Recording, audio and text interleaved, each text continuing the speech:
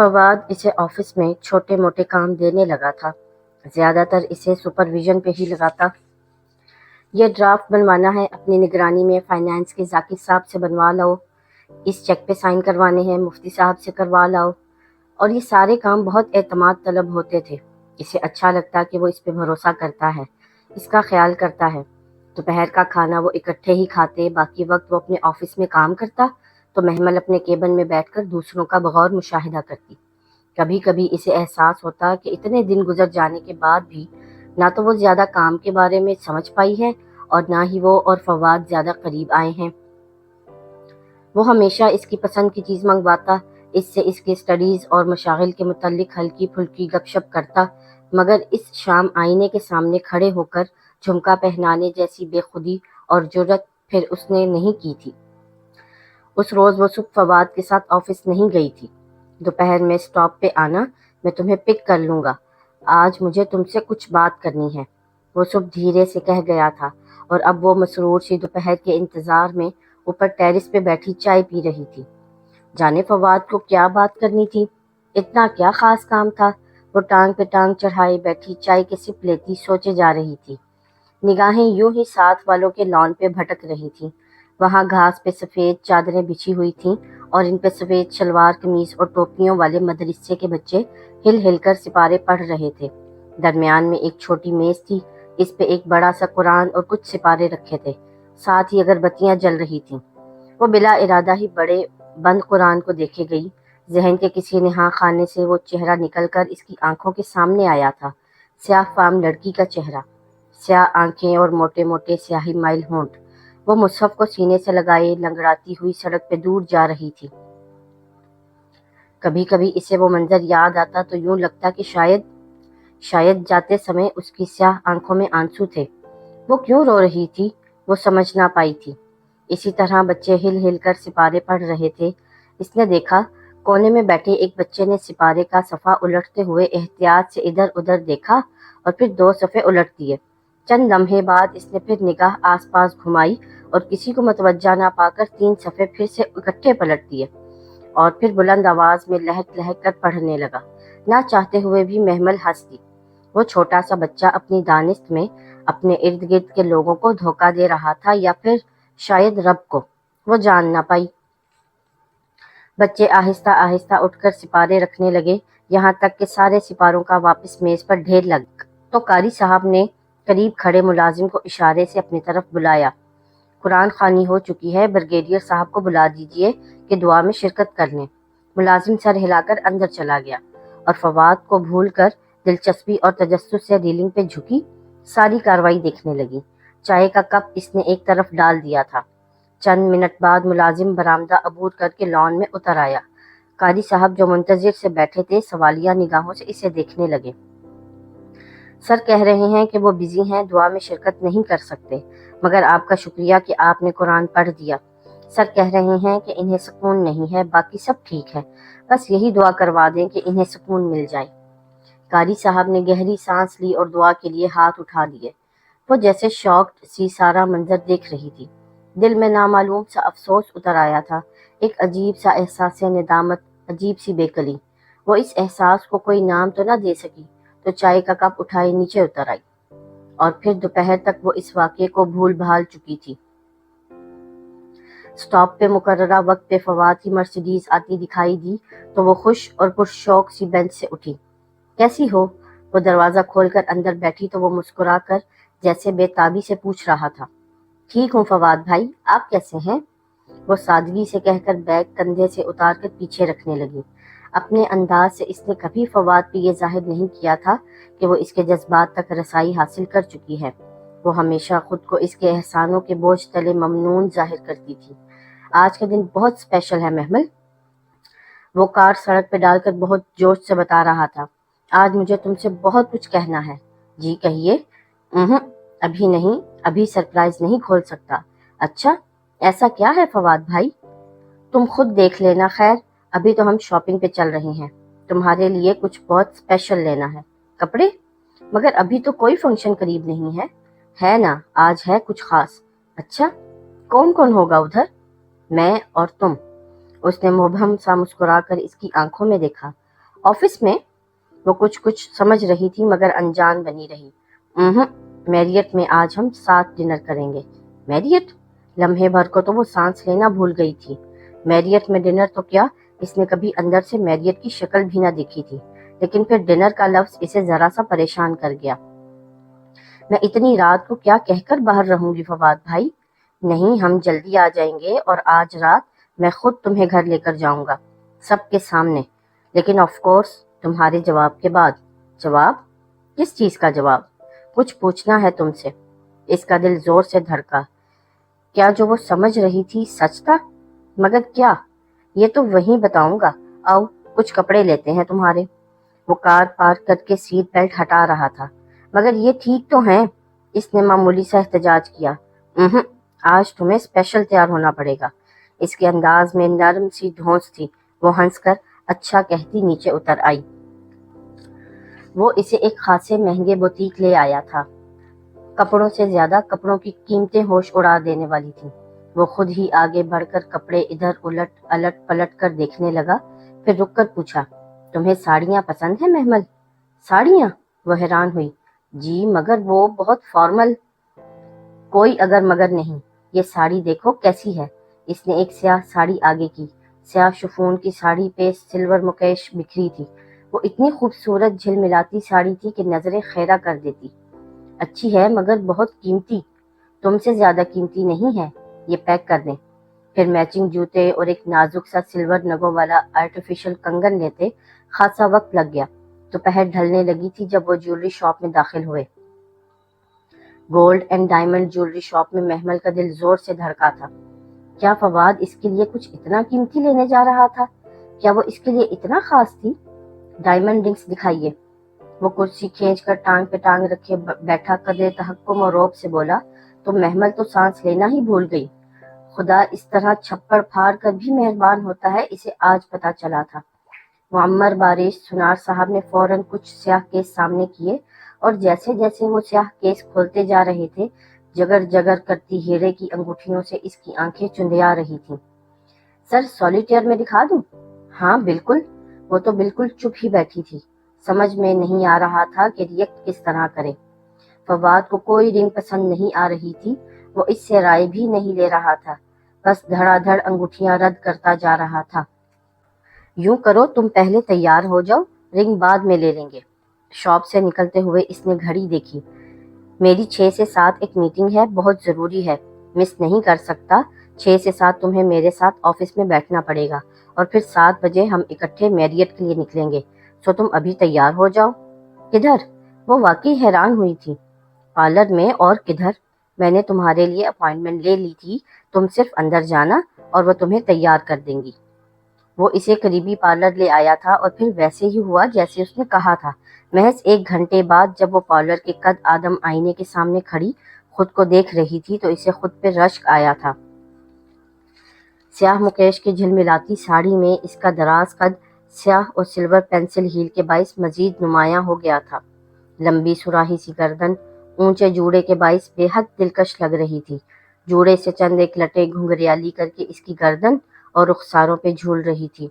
Light lipstick کے ساتھ black smoky eyes اور سیاہ بلاؤز میں چھوٹی آستینوں سے جھلکتے اس کے بے حد گورے سنہرے سے بازو۔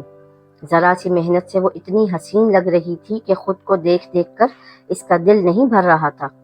وہ باہر آئی تو وہ جو اس کے انتظار میں گاڑی سے ٹیک لگائے کھڑا تھا بے اختیار سیدھا ہوا اور پھر مبہوت سا دیکھتا رہ گیا۔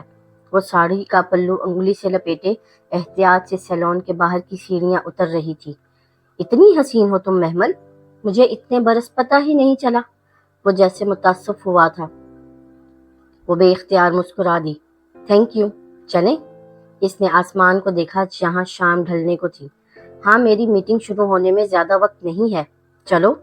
ایک بھرپور مسکراتی نگاہ اس پہ ڈال کر وہ کار لاک کھولنے ہی لگا تھا کہ اس کا سیل فون بج اٹھا۔ اس وقت کون؟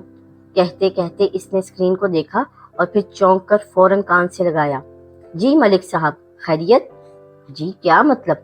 اس نے لب بھینچ کر کچھ دیر کو دوسری طرف سے سنا۔ مگر آپ نے ان کو بتایا تھا کہ آپ کو میں نے ہی بھیجا ہے۔ مگر کیوں؟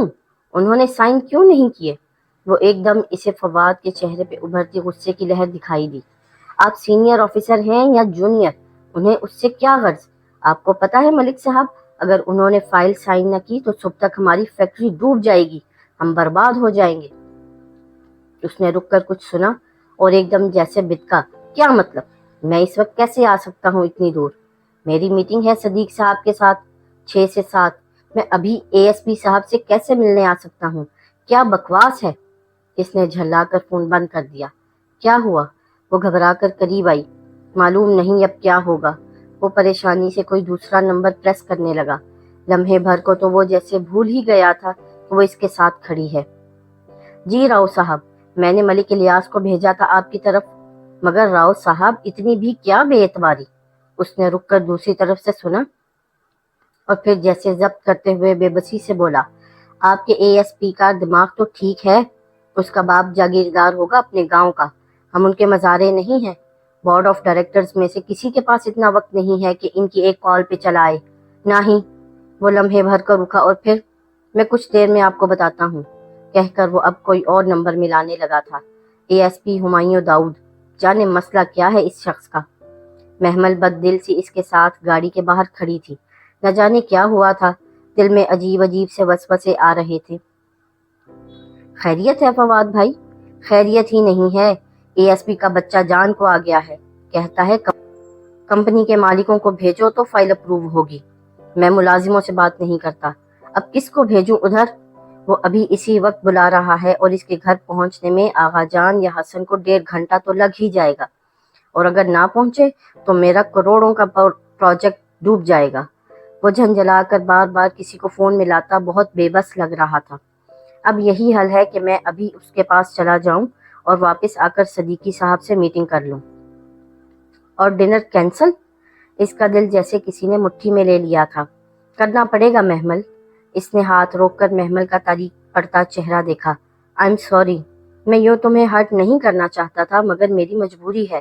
وہ ملازموں سے بات نہیں کرے گا، گھر کے بندے کو ہی جانا پڑے گا۔ میں بھی ملازم ہوں فواد بھائی؟ ایک خیال سا اس کے ذہن میں ابھرا۔ کیا مطلب؟ وہ جیسے چونکا۔ اگر میں آپ کے 2 کاموں میں سے کوئی ایک کر دوں تب تو ہم ڈنر پہ جا سکتے ہیں نا؟ وہ ہچکچا کر بولی، کہیں وہ برا نہ مان جائے۔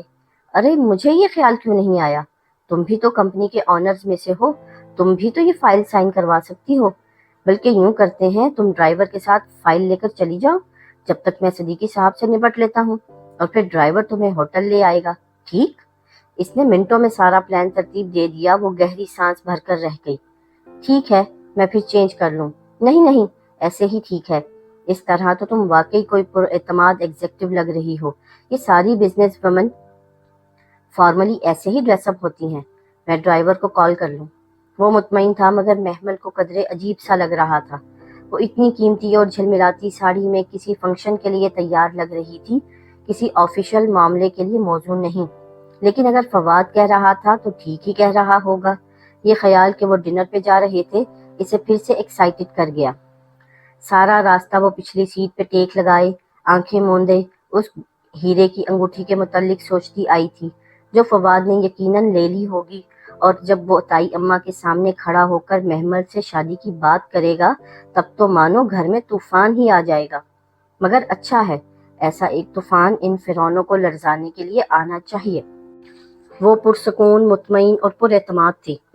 گاڑی طویل ڈرائیو وے عبور کر کے پورچ میں رکی تو وہ ایک ستائشی نگاہ خوبصورت سے لان پہ ڈالتی نیچے اتری۔ مین ڈور پہ ایک سوٹڈ بوٹڈ ادھیڑ عمر شخص جیسے منتظر سا کھڑا تھا۔ اے ایس پی ہمایوں داؤد، اس نے ذہن میں اندازہ لگایا اور فائل مضبوطی سے پکڑے اعتماد سے چلتی ان کے قریب آئی۔ میں آغا گروپ آف انڈسٹریز سے۔ جی میڈم محمل ابراہیم، آئیے، اے ایس پی صاحب اندر آپ کا ہی انتظار کر رہے ہیں۔ اس نے دروازہ کھول کر راستہ دیا۔ وہ لمحے بھر کو ہچکچائی اور پھر خود کو ڈپٹتے ہوئے اندر قدم رکھا۔ روشنیوں میں گھرا وہ بے حد نفیس اور قیمتی سامان سے آراستہ گھر اندر سے اتنا خوبصورت تھا کہ خود کو سنجیدہ رکھنے کی کوشش کے باوجود اس کی نگاہیں بھٹک بھٹک کر اطراف کا جائزہ لے رہی تھیں۔ اے ایس پی صاحب کدھر؟ وہ اندر آپ کا انتظار کر رہے ہیں۔ وہ اس کے آگے تیز تیز چلتے ہوئے لاؤنج میں لے آیا۔ سر، یہ پہنچ گئی ہیں۔ اس نے لاؤنج میں قدم رکھا تو سامنے بیٹھے شخص کو اپنی طرف متوجہ پایا۔ وہ ٹانگ پہ ٹانگ رکھے صوفے پہ بیٹھا تھا۔ تھوڑی تھوڑی سی شیو بڑھی تھی اور بال ماتھے پہ بکھرے تھے۔ بلیک کوٹ میں ملبوس، جس کے اندر سفید شرٹ کے 2 بٹن اوپر سے کھلے تھے، ایک ہاتھ میں اورنج جوس سے بھرا وائن گلاس پکڑے وہ بغور اسے اندر آتے دیکھ رہا تھا۔ ایک لمحے کو تو محمل کے قدم ڈگمگائے۔ اس کا پالا زیادہ تر گھر کے لڑکوں سے ہی پڑا تھا۔ فواد اور حسن خوش شکل تھے، کچھ دولت کی چمک دمک سے بھی سٹائلش لگتے تھے۔ باقی اس کے چچاؤں میں بھی کوئی اتنی متاثر کن شخصیت کا مالک نہ تھا جتنا صوفے پہ بیٹھا وہ مغرور سا دکھنے والا شخص تھا۔ ہینڈسم، بے حد ہینڈسم۔ اتنا وجیح مرد اس نے پہلی مرتبہ دیکھا تھا۔ وہ نہ چاہتے ہوئے بھی مرعوب ہو گئی۔ وہ خاموشی سے اسے بغور جانچتی نگاہوں سے دیکھتا رہا، یہاں تک کہ وہ آ کر سیدھی سامنے والے صوفے پہ بیٹھی اور فائل سامنے میز پر رکھ دی۔ اب اس کا اعتماد کسی حد تک بحال ہونے لگا تھا۔ یہ فائل اپروو کروانی تھی اے ایس پی صاحب۔ وہ ٹانگ پہ ٹانگ رکھے اس کے مقابل بیٹھی خاصے اعتماد سے بولی تو وہ ذرا سا مسکرایا، پھر سامنے ہاتھ باندھے کھڑے سوٹڈ بوٹڈ شخص کو دیکھا۔ ان کو آغا فواد کریم نے ہی بھیجا ہے راؤ صاحب، مسکرا کر کہتے اس نے جوس کا گلاس لبوں سے لگایا۔ محمل نے ذرا چونک کر راؤ کو دیکھا، وہ بھی مسکرا دیا تھا۔ کچھ تھا ان دونوں کی معنی خیز مسکراہٹ میں کہ دور اس کے ذہن میں خطرے کا الارم بجا۔ تو آپ فائل اپروو کروانے آئی ہیں؟ وہ استہزائیہ مسکراتی نگاہوں سے کہہ رہا تھا۔ محمل کو الجھن ہونے لگی۔ جی، یہ آغا گروپ آف انڈسٹریز کی فائل ہے اور آپ کی اپنی فائل؟ وہ کہاں ہے؟ اس نے گلاس سائڈ پہ رکھا اور قدرے جھک کر ہاتھ بڑھا کے فائل اٹھائی۔ میری کون سی فائل؟ کچھ تھا جو اسے کہیں غلط لگ رہا تھا، کہیں کچھ بہت غلط ہو رہا تھا۔ آپ جائیں راؤ صاحب۔ اس نے فائل کے صفحے پلٹا کر ایک سرسری نگاہ ڈالی اور پھر فائل اس کی طرف بڑھائی۔ محمل لینے کے لیے اٹھی مگر بہت تیزی سے راؤ صاحب نے آگے بڑھ کر فائل تھامی۔ اور جا کر آغا فواد کے ڈرائیور کو کہیں کہ فائل اپرووڈ ہے، صبح ان کو رسید مل جائے گی۔ بہتر سر۔ راؤ صاحب فائل لے کر پلٹے تو وہ اٹھ کھڑی ہوئی۔ مجھے دے دیں، میں لے جاتی ہوں۔ وہ دونوں ایک دم چونکے تھے اور پھر رک کر ایک دوسرے کو دیکھا۔ ہمایوں نے اشارہ کیا تو راؤ صاحب سر ہلا کر باہر نکل گئے۔ آپ بیٹھیے مادام، ڈرائیور دے آئے گا۔ ایک دم ہی اس کے کانوں میں خطرے کی گھنٹی زور زور سے بجنے لگی تھی۔ اسے لگا وہ غلط وقت پہ غلط جگہ اور غلط لوگوں کے درمیان آ گئی ہے، اسے وہاں نہیں آنا چاہیے تھا۔ نہیں، میں چلتی ہوں۔ وہ پلٹنے ہی لگی تھی کہ وہ تیزی سے اٹھا اور زور سے اس کو بازو سے پکڑ کر اپنی طرف گھمایا۔ اس کے لبوں سے چیخ نکلی۔ زیادہ اوور سمارٹ بننے کی ضرورت نہیں ہے، جو کہا جا رہا ہے ویسے ہی کرو۔ اس کے بازو کو اپنی آہنی گرفت میں دبوچے وہ غرایا تھا۔ لمحے بھر کو تو زمین آسمان محمل کی نگاہوں کے سامنے گھومنے لگے۔ چھوڑے مجھے۔ وہ سنبھل ہی نہ پائی تھی کہ ہمایوں داؤد نے اس کی دونوں بازوؤں کو ہاتھوں میں پکڑ کر اسے جھٹکا دے کر اپنے سامنے کیا۔ زیادہ چالاکی دکھائی تو اپنے پیروں پہ گھر نہیں جاؤ گی۔ مجھے چھوڑیں، مجھے گھر جانا ہے۔ محمل نے اس کو پرے دھکیلنا چاہا مگر اس کی گرفت بہت مضبوط تھی۔ گھر جانا ہے؟ گھر ہی جانا تھا تو یہ اتنے بناؤ سنگھار کیوں کیے تھے؟ اس نے ہولے سے اس کی ٹھوڑی کو انگلی سے اوپر کیا، دوسرے ہاتھ سے کوہنی اتنی مضبوطی سے جکڑ رکھی تھی کہ وہ ہل نہ پائی اور گھبرا کر چہرہ پیچھے کیا۔ میں فنکشن پہ جا رہی تھی، آپ مجھے غلط سمجھ رہی ہیں، میں ایسی لڑکی نہیں ہوں۔ آپ فواد بھائی سے میری بات کرائیں، انہیں بتائیں کہ… بھائی؟ وہ چونکا۔ آغا فواد تمہارا بھائی ہے؟ جی وہ میرے بھائی ہیں، آپ بے شک ان سے پوچھ لیں، مجھے یہاں نہیں آنا تھا۔ فواد بھائی کو خود آنا تھا مگر ان کی میٹنگ تھی۔ وہ ایک دم رونے لگی تھی۔ آپ پلیز مجھے گھر جانے دیں، میں غلط لڑکی نہیں ہوں، میں ان کی بہن ہوں۔ جھوٹ بول رہی ہے۔ راؤ پیچھے آ کھڑا ہوا تھا۔ اسی کو ادھر آنا تھا، 4 ہفتے پہلے تو ڈیل ہوئی تھی سر، اور اسی کے نام سے ہوئی تھی۔ کم عمر، خوبصورت اور انچھوئی۔ آغا نے کہا تھا یہ ہماری ڈیمانڈ پہ پوری اترتی ہے۔ راؤ کا لہجہ سپاٹ تھا۔ محمد ابراہیم نام ہے نا تمہارا؟ تم آغا کی بہن کیسے ہو سکتی ہو؟ وہ 3 کروڑ کے نفع کے پیچھے اپنی بہن کو ایک رات کے لیے نہیں بیچ سکتا۔ اس کے ارد گرد جیسے دھماکے ہو رہے تھے۔ اسے بہت زور کا چکر آیا تھا۔ وہ گرنے ہی لگی تھی کہ ہمایوں نے اس کی دوسری کوہنی سے پکڑ کر اسے کھڑا رکھا۔ اب سیدھی طرح بتاؤ کہ تم ہمیں بیوقوف بنا رہی ہو یا آغا نے تمہیں بیوقوف بنایا ہے؟ तुम महमद इब्राहिम हो और वो फवाद करीम, वो तुम्हारा सगा भाई है। इतने अरसे से लड़कियां फराहम कर रहा है, पहले तो कभी अपनी बहन का सौदा नहीं किया। नहीं, इसने बेयकीनी से नफी में सर हिलाया। नहीं, इसने बेयकीनी से नफी में सर हिलाया। आप झूठ बोल रहे हैं। फवाद भाई मेरे साथ ऐसा नहीं कर सकते। आप मेरी उनसे बात कराएं। आप खुद सुन लेना, वो मेरा वेट कर रहे हैं। हमें फंक्शन पे जाना था। हर आम इंसान की तरह महमल को भी झूठ की हल्की फुल्की आदत तो थी ही, और इसी पुरानी आदत का कमाल था कि खुद ब खुद इसके लबों से डिनर की जगह फंक्शन निकला था। कहीं लाशऊर में इसे एहसास था कि अगर वो अपने और फवाद के खास डिनर का कहती तो वो इसे बुरी लड़की समझते। राव साहब, आगा फवाद को फ़ोन मिलाएं। Right sir. राव मोबाइल पर नंबर मिलाने लगा। और स्पीकर ऑन रखें, इसने कहकर एक गहरी नज़र महमल पे डाली, जो बेकरार और हरासा सी राव के हाथ में पकड़े फ़ोन को देख रही थी। जी राव साहब। एकदम कमरे में फवाद की आवाज़ गूंजी। माल पहुंच गया? पहुंच तो गया है, मगर पुर्जे आवाज़ बहुत देते हैं। आप बात कर लें। इसने फ़ोन आगे बढ़ाकर महमल के कान से लगाया। हेलो फवाद भाई। वो रो पड़ी थी। फवाद भाई, ये लोग मुझे गलत समझ रहे हैं। आप प्लीज़ इनको बकवास मत करो और मेरी बात गौर से सुनो। तुम्हें वो डायमंड रिंग चाहिए या नहीं? चाहिए है ना? तो जैसे एएसपी साहब कहते हैं करती जाओ। फवाद भाई, वो हलक के बल चिल्लाई, ये मेरे साथ कुछ गलत कर देंगे। वो जो करते हैं करने दो, सिर्फ एक रात की ही तो बात है। अब ज्यादा बकबक मत करना, सुबह तुम्हें ड्राइवर लेने आ जाएगा। सातों आसमान इसके सर पे टूटे थे। वो साकत सी खड़ी रह गई। सिर्फ एक रात की ही तो बात है। सिर्फ एक रात ही की तो बात है। इसकी आवाज़ इसके जहन पे हथौड़े बरसा रही थी। बस एक डायमंड रिंग का लारा दिया है इसने तुम्हें, और तुम तो कहती हो कि वो तुम्हारा भाई है। फ़ोन इसके कान से हटाकर बंद करते हुए हुमायूं ने तंजिया मुस्कुराहट के साथ इसे देखा। वो इसी तरह पत्थर का बेजान बुत बनी खड़ी थी। इसका जहन, दिल, कान, आंखें सब बंद हो चुके थे। राव साहब, पता कराएं कि ये वाकई फवाद करीम की बहन है या नहीं, और इसकी बात में कितनी सच्चाई है, ये तो हम बाद में खुद मालूम कर लेंगे। शम्स, बच्चल, इसने ज़ोर से आवाज़ दी।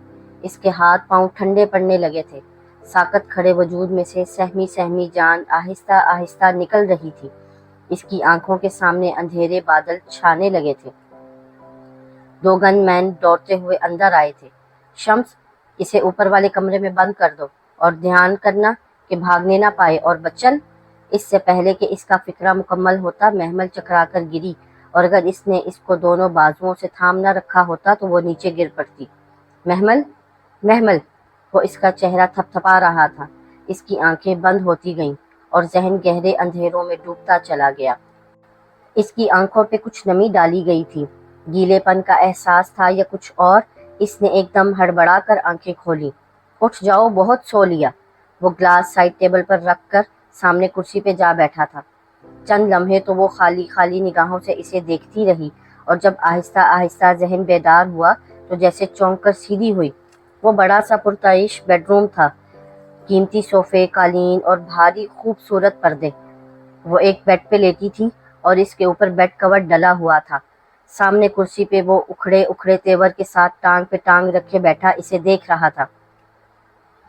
इसे याद आया वो इसे किसी कमरे में बंद करने की बात कर रहे थे जब वो शायद बेहोश हो गई थी। अब वो किधर थी और इसे कितनी देर बीत चुकी थी? घर में सब परेशान हो रहे होंगे। वो घबराकर कदरे सीधी हो बैठी। वो अभी तक उसी स्याह झिलमिलाती साड़ी में मलबूस थी और ब्यूटिशियन की लगाई गई सारी पिन्नें वैसे ही कस के लगी थी। मैं किधर हूँ? क्या वक्त हुआ है?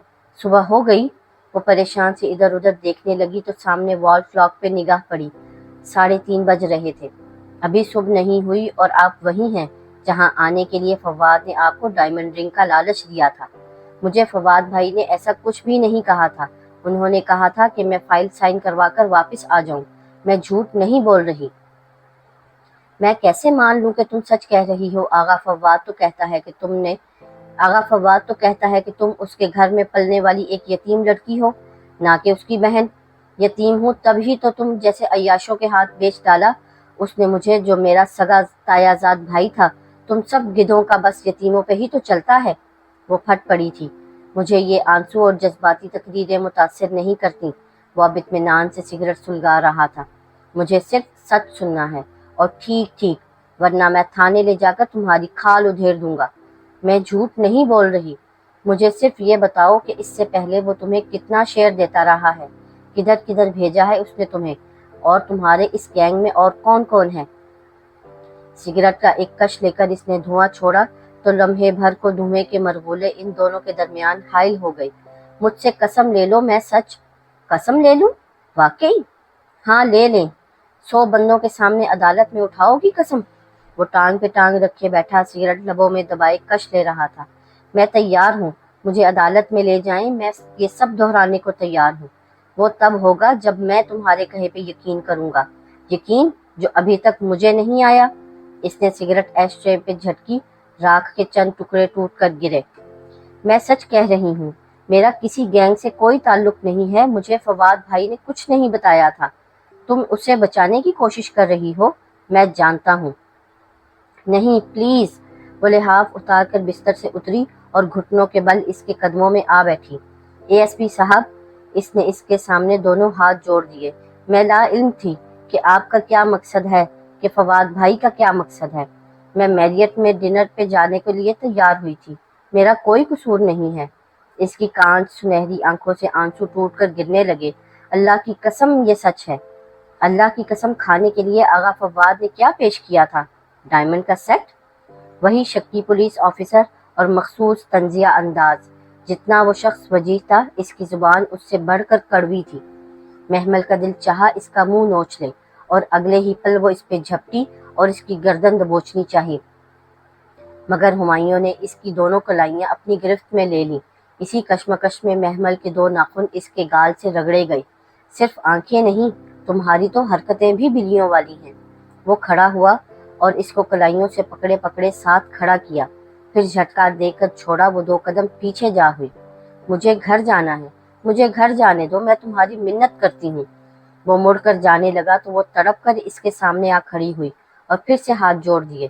صبح ہو گئی تو بدنام ہو جاؤں گی۔ میں نے کہا نا بی بی، مجھے یہ جذباتی تقریریں متاثر نہیں کرتی۔ اس نے اپنے گال پہ ہلکا سا ہاتھ پھیرا، پھر استہزائیہ مسکرایا، پھر کہا، تم بہادر لڑکی ہو، میں تمہیں گھر جانے دوں گا، مگر ابھی نہیں، ابھی تم ادھر ہی رہو گی، کم از کم صبح تک۔ میں بدنام ہو جاؤں گی ایس پی صاحب، رات گزر گئی تو میری زندگی تباہ ہو جائے گی۔ ہو جائے، مجھے پرواہ نہیں ہے۔ وہ سگریٹ جھک کر ایش ٹرے میں پھینک کر دروازے کی طرف بڑھا۔ وہ ہاتھ جوڑے کھڑے رہ گئی اور وہ دروازہ باہر سے بند کر کے جا چکا تھا۔ دروازے کی جانب وہ لپکی اور ڈور نوب زور سے کھینچا۔ وہ باہر سے بند تھا۔ دروازہ کھولو، کھولو۔ وہ دونوں ہاتھوں سے زور زور سے دروازہ بجانے لگی، مگر جواب ندارد۔ وہ بے بس سی زمین پہ بیٹھتی چلی گئی۔ فواد اس کے ساتھ ایسا کیسے کر سکتا تھا؟ اسے یقین نہ آتا تھا۔ اس نے کیا بگاڑا تھا فواد کا، جو اس نے چند روپوں کے عوض اسے بیچ دیا؟ وہ گھٹنوں پر سر رکھے آنسو بہاتی۔ وہ شام یاد کر رہی تھی جب وہ اسے دیکھتے دیکھتے چونکا تھا اور چائے کا کپ لیتے ہوئے اس کی انگلیاں اس کے ہاتھ سے مس ہوئی تھیں۔ کم عمر، خوبصورت اور انچھوئی۔ آغا نے کہا تھا یہ ہماری ڈیمانڈ پہ پوری اترتی ہے۔ تو وہ اس لیے چونکا تھا کہ کسی عیاش شخص کی بتائی گئی ڈیمانڈ پہ اس کے گھر میں پلنے والی وہ یتیم لڑکی پوری اترتی تھی۔ تم کتنی خوبصورت ہو محمل، مجھے پتا ہی نہیں چلا۔ اس کے لہجے کا فصوح اور پھر اس کی وہ ساری عنایتیں، وہ جانتا تھا کہ اس کی کمزوری کیا ہے۔ اس نے اس کو اس کی من پسند چیزوں کی جھلک دکھائی، یہاں تک کہ وہ جب اس کے مکمل قابو میں آ گئی تو فواد نے اسے ادھر بھیج دیا۔ اور وہ بھی کتنی بے وقوف اور سادہ تھی، اسے پتا ہی نہ چلا۔